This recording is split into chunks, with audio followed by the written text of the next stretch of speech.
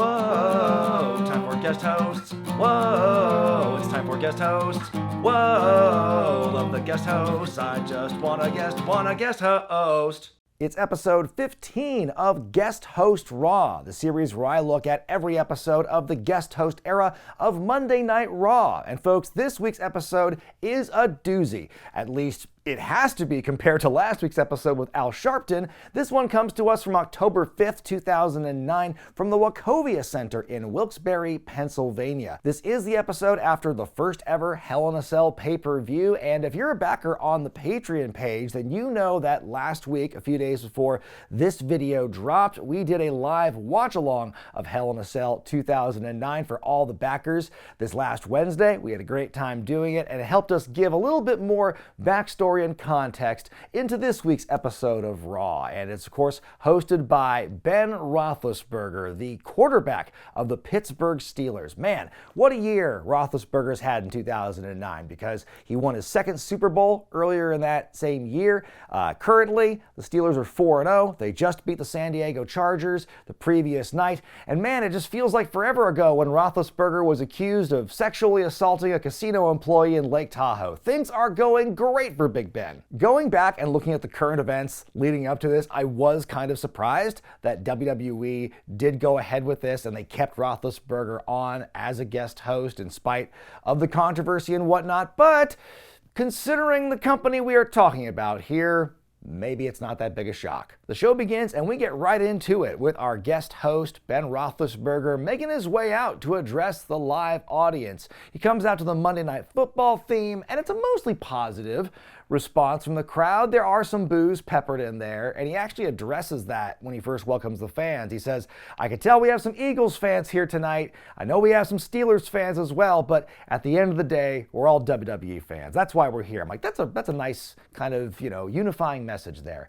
And he says, I've got a little something special for y'all because I'm the guest host. Here's my surprise, the Diva Bowl. The way he said that made me laugh, but it's very on brand for Roethlisberger here, because we open up with this women's tag team matchup, and it's a gaggle of divas representing all three brands. The babyface team, of course, has the Steelers jerseys. It's led by the Divas champion Mickie James, and there's Melina, Maria, Kelly, Eve Torres, and the Bella Twins. And they're taking on Team Generic White jerseys. I guess they didn't want to risk upsetting any potential quarterbacks of other opposing divisional teams, some rivals. You don't know if, the Browns quarterback wants to show up, or maybe the Raiders quarterback. You don't know. Anyway, Team Generic White jerseys is women's champion Michelle McCool, got Beth Phoenix, Natalya, Layla, Alicia Fox, Rosa Mendez, and Jillian Hall. And then in the middle of it all is referee Gail Kim, because I just bet you anything she wanted nothing to do with this bullshit, and they just had her be a referee there as a form of compromise. And of course, because we're not in full PG era yet, Lawler's still pretty gross on commentary, where he's like, boy, if I were in this game, they'd penalize me for offsides and holding and bleh.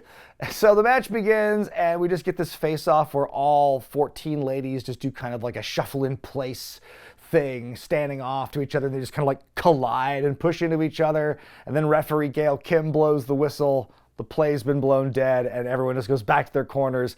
That was the one thing that she got to do as the referee here. And then there's this one opening bit, which is kind of funny, where like Rosa's doing a lot of like martial arts, karate posing and stuff. And then Mickie James just like hits her with one kick, and she's down. The match just kind of goes. There are a lot of ladies just coming in and out really quick. It's a very short amount of time given. A lot of people are in this match, so we just got to go boom, boom, boom.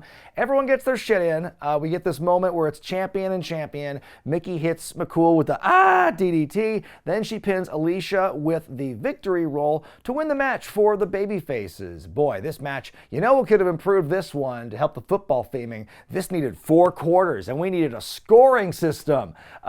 They packed a lot into this calzone. But again, for what the time was and for the theme, they made it work. I mean, they accomplished their goal. Suddenly, we hear voices in our head, and the new WWE Champion, Randy Orton, makes his way out. He's on the stage, and he won the title the previous night at Heck in a Sec, beating John Cena, and we've got the shot of the ladies in the ring looking on. So then Orton gets in the ring, and he gets up, and he hits Mickie James with the RKO.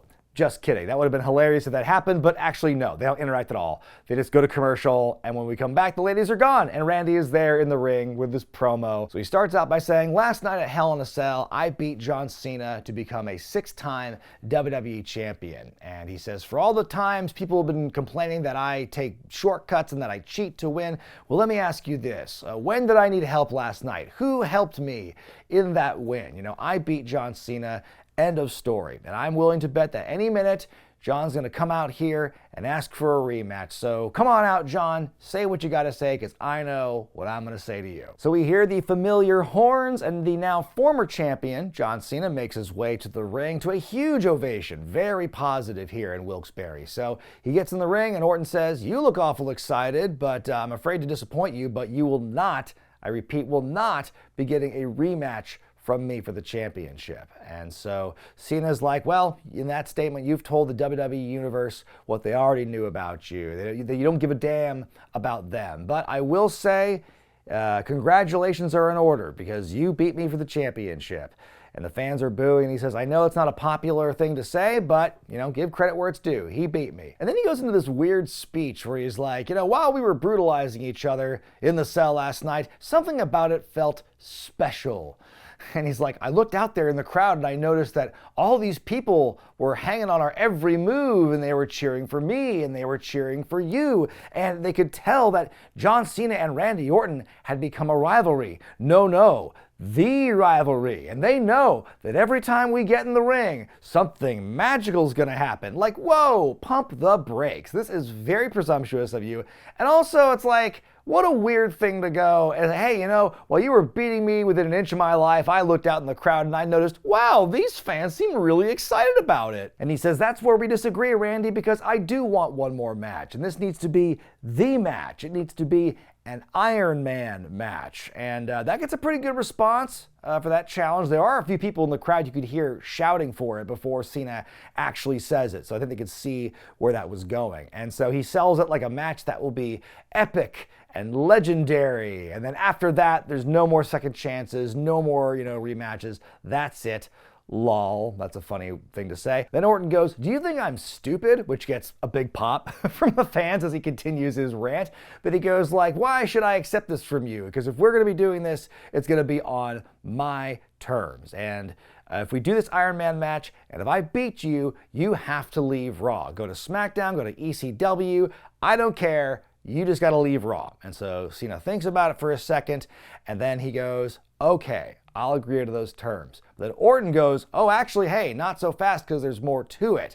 Let's have this Iron Man match, but we're also going to make it no disqualification. So then Cena's like, so you're saying you want no DQ? You want us to be able to use this weapon, that weapon? He's like listing all these different things they can hit each other with. You want to take this greatest match ever and turn it into the wildest brawl anyone's ever seen? Like, Cena is full-on carnival barker. He is like selling this match to the people, trying to talk, literally talking them in by describing this thing. So he's like, you want to turn this into the biggest brawl anyone's ever seen?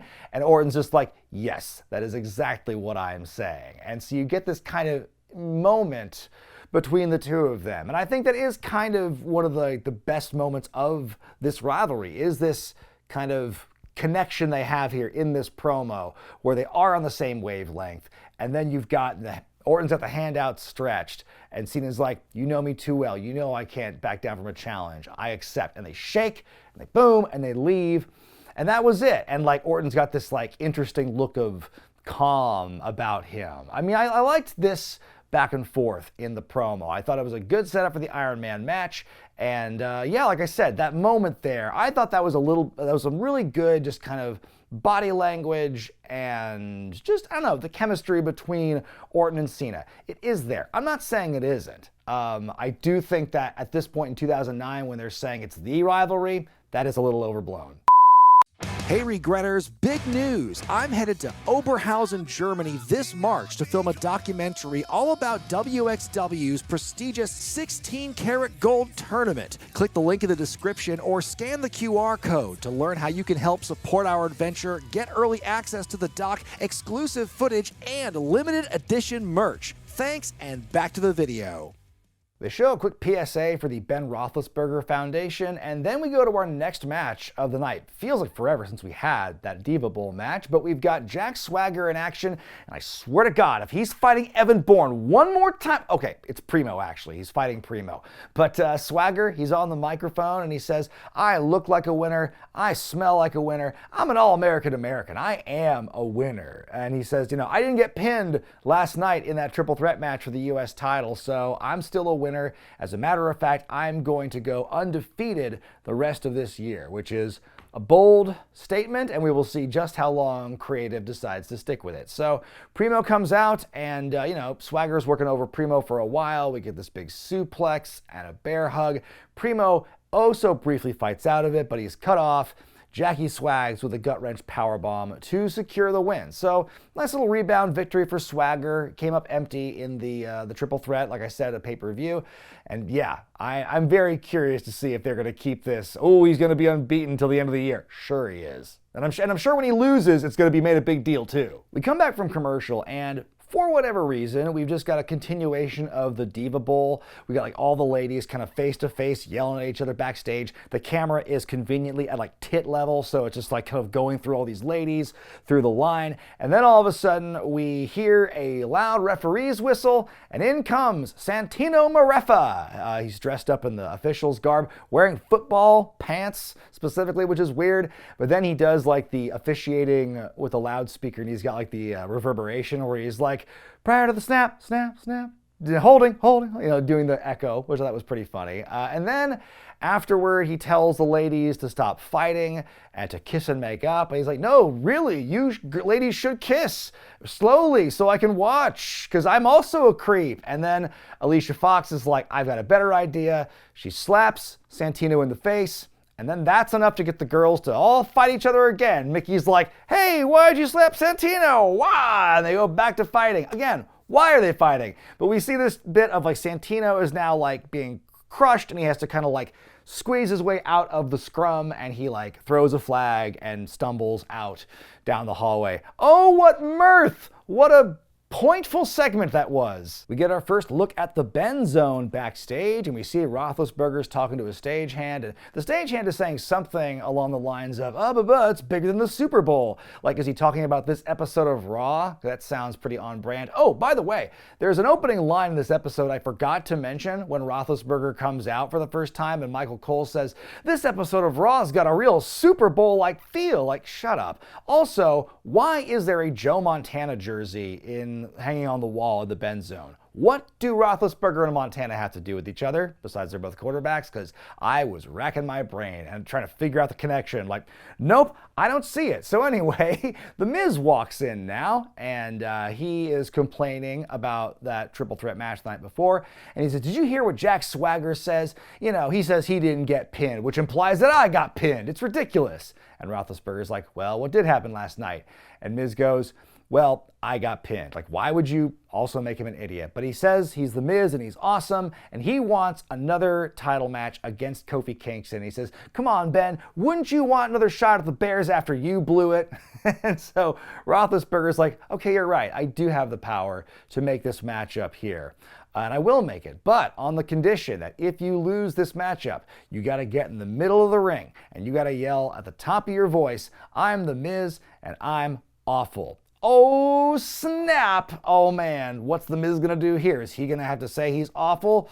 Oh, man. You'd hate to see that happen so early into his career, but we have the match and it's made. And again, I'm still trying to figure out what Joe Montana's got to do with Ben Roethlisberger. Well, last episode, I wondered what is next for Mark Henry and MVP after losing to Chris Jericho and The Big Show so damn much in their program. Well, this, apparently, you can tell they're doing real well because they're about to face Chavo Guerrero and Chris Masters in tag team action. What Are Chavo and Chris even doing still together at this point? Because that team up last week was really all I cared to see of either of them. I'm not mad that Masters is getting booked at this point, but it's like, what is the point of this team still existing? Early on, Mark Henry does like a splash, but he seems to hurt his knee, so he tags in MVP. He takes a little bit of heat, but then MVP makes his comeback. He hits the ball and elbow, and then goes for the cover. Masters runs in, tries to make the save, but MVP moves, so Masters elbows his own partner, and then he rolls out, and then MVP just pins Chavo, and he wins! He didn't even lose to a finishing move. He lost to a ball and elbow drop and then another elbow drop. Man, forget the master lock. Chris Masters needs to put that elbow over because that there is a fucking killer. So Henry and MVP, they won the match at a very long shot of them just kind of slowly walking back up the ramp. And then we cut back to the ring. Chavo and Masters are arguing. And before you know it, Masters strikes first. He puts Chavo in his lock when suddenly Hornswoggle pops out from under the ring. He bites Masters in the leg to get him to break the hold, kind of like, paying Chavo back for him saving him last week.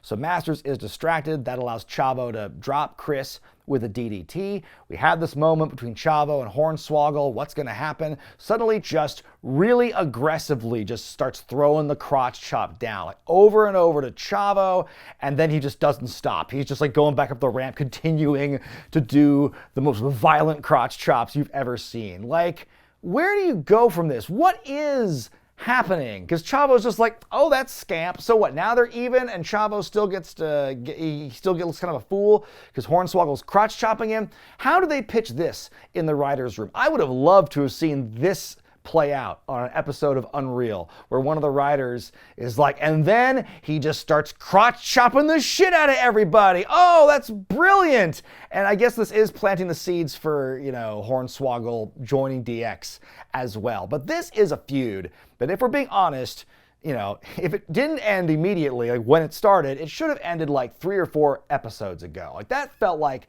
the most natural place to end it. But every week they tack on one more thing to it, and now it's like, where are they going to go now that they've further gone beyond the shelf life of this angle? Big Ben is back. Roethlisberger makes his way back to the ring to address the live crowd again. He says, we've had a great show so far. We're going to have more great stuff coming up. But it's not long before he is interrupted by the tag team champions, Chris Jericho and The Big Show. Show and Jericho get in Big Ben's face, and Show's just like, I don't get why you're called Big Ben. You're not so big. I bet your offensive line's not even that big. And then Chris Jericho says, yeah, I bet they're not bigger than me.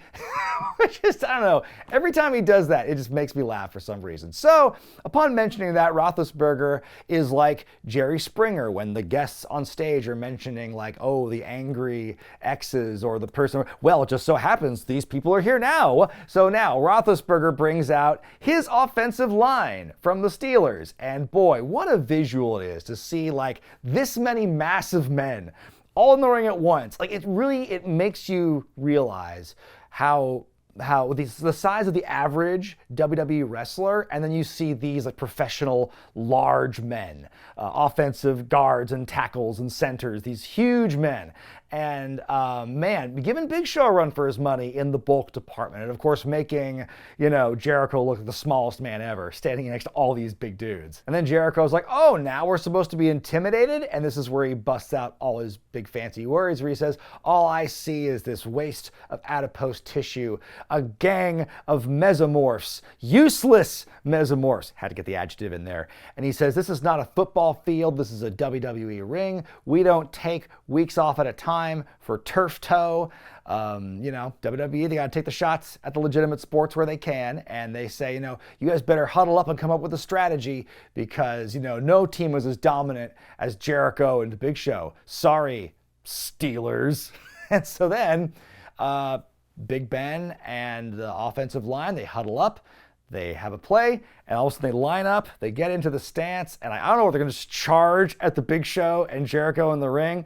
and you can see Show getting down in the three-point stance. The crowd is very excited for whatever's going to happen here, but then you've got Jericho. They powder after that. Then the DX music plays, and the crowd in Wilkes-Barre erupts for Shawn Michaels and Triple H. Fresh off their victory the night before at Heck in a Sec against the Legacy, they make their way down, they get in the ring, and Jericho and Big Show are up the ramp, and Jericho's like, no, I should have expected this. I should have known we'd be walking into a potential Sports Center moment with a couple of these delinquents who are only here to sell merchandise like their shirts and their hats and the new DX book coming out tomorrow on WWEshop.com.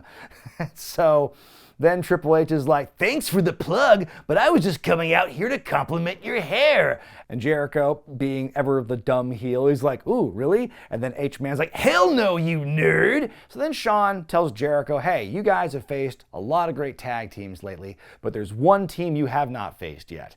And so then Big Show goes, is that a challenge? And Shawn goes, well, you know, I've got staples in my head, my knees are sore, my back is sore, I'm aching from head to toe. Yeah, I guess that's a challenge. And Show's like, you guys should rest your wounds and come back to fight us another day. And Jericho basically says that these guys aren't worthy to face us because outside of this arena full of tapeworms and hypocrites, they mean nothing. They don't mean anything, which is a weird rationale. But Roethlisberger, he makes the match for tonight. It's going to be DX versus Jericho. And if you're not down with that, he's got two words for you. Yeah, I thought it was a fun segment. It was cool to see at the end, like all the football players with DX doing the crotch chops with the pyro and everything.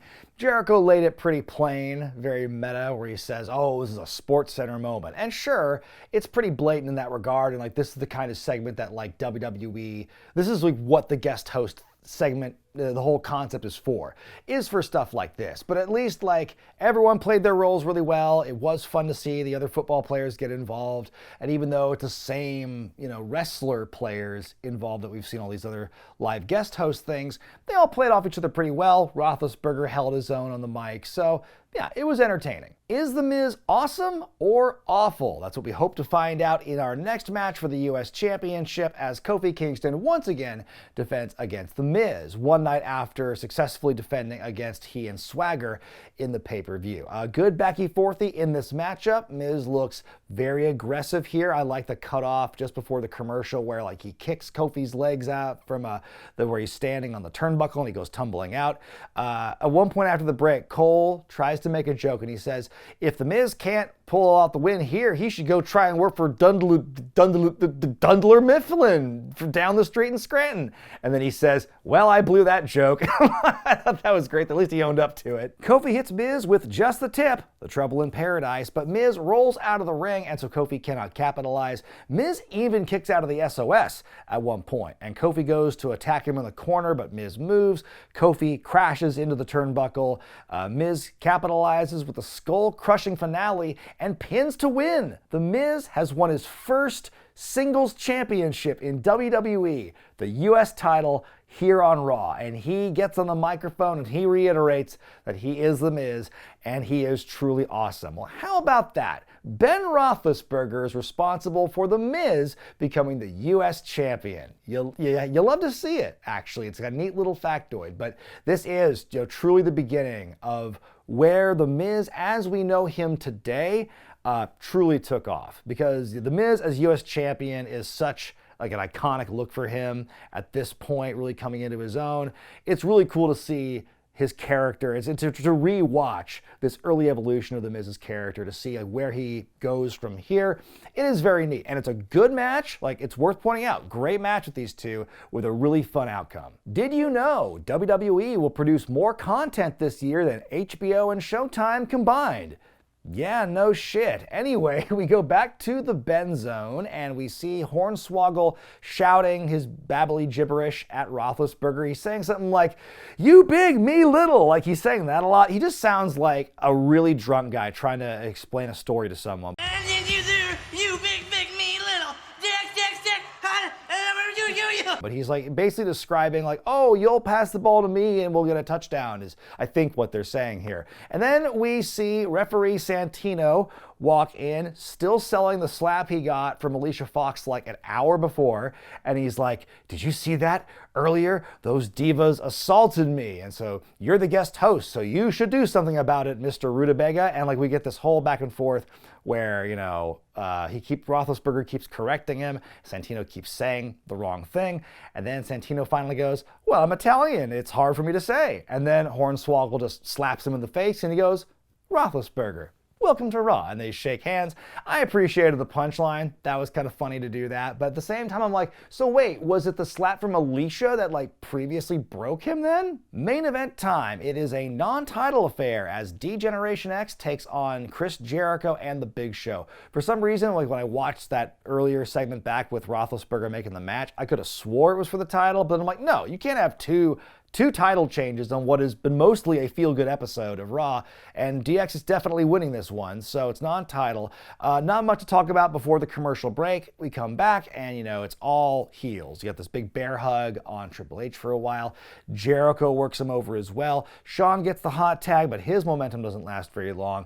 Really cool, like, reverse Canadian backbreaker by the Big Show, where he just kind of got him, like, hung over his shoulder like that. It looked pretty brutal.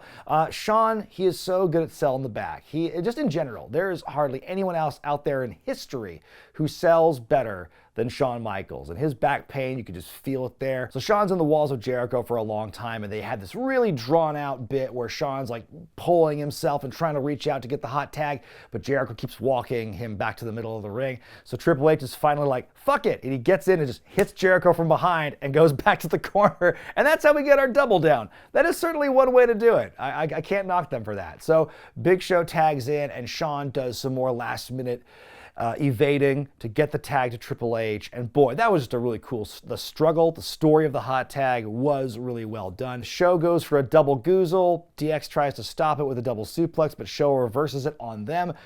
As awkward looking bump Shawn took on that double suplex too. Show gets knocked to the outside, and then like he gets thrown over the timekeeper's barricade, so he's out of the picture. Jericho is all alone. He decides enough's enough. He goes up the ramp. But if you're in a Raw main event, you cannot powder and go up the ramp and call it a day and think you're done. No, because the person you're feuding with has got to show up and fuck you up. Because certainly Jericho, he's going up the ramp. We hear Ben Roethlisberger, the music play again. We see him and the offensive line cutting Jericho off. And then DX brings Jericho back in the ring and they beat him and they win. And they do the posing and the crotch chopping again. And then Michael Cole says, it's moments like these that make Raw one of the biggest and best shows in the history of cable television. And I'm like, really? So anyway, that's how the show ends. I thought the main event was really good. The match itself was great between them, but this is now at least the third or fourth time in 15 episodes where that exact same finish has happened in like a tag or a multi-man match. Like the bad guy tries to leave, somebody comes in and stops him, and then he just walks in and gets beat. And like, you gotta come up with some more finishes than that, guys. I'm begging you. I'm gonna give this episode of Raw a 4 out of 5 rating. I think it's a pretty darn good episode of the show, You have a couple of really key moments like, The Miz beating Kingston for the title. You've got a great promo with Cena and Orton. The main event was a lot of fun. And hey, I got to give some love to Ben Roethlisberger here. Again, the timing of him being on this show is very suspect, but I got to give him a 4 out of 5 as well. I think he rolled with the punches, dealing with a potentially rough crowd, and really helping turn them around, like by the end of the night. And I think that I thought his live and his backstage segments generally worked pretty well for someone who's like not an actor. I thought he played himself pretty well there. Again, the interactions with the offensive line I thought was a nice touch as well. So where does Big Ben end up on the all-time guest host rankings list, 15 editions in? Well, maybe it's because it's coming right off a disastrous, terrible Al Sharpton episode, but boy, I thought Ben Roethlisberger did a jam-up job on this show. I'm going to rank him 6th all-time, just between Dusty Rhodes and Cedric the Entertainer. Again, for somebody who doesn't have a lot of, entertainment chops in the sports entertainment aspect of things, I thought that, Roethlisberger played his role pretty well. He interacted with a lot of people, comparatively speaking to some other guest hosts, he interacted and messed with a lot of different people on the roster. So it's I applaud him for getting out there and being a presence, not being too much, not being bad at his delivery, and overall just being a fine host. Again, this kind of performance is what WWE wants with the guest hosts. But what did you think of this episode of Raw, and how about Roethlisberger as the guest host? Let me hear it in the comments section below. Well, folks, next episode is going to be quite interesting. You think that the shifts in vibe and backgrounds between these guest hosts have been jarring so far, like going Cedric the Entertainer, Al Sharpton, Ben Roethlisberger? Try next episode when Nancy O'Dell and Maria Menounos from Access Hollywood stop by. But until then, folks, I'm Brian Zane, and I will see you next time right here on Guest Host Raw.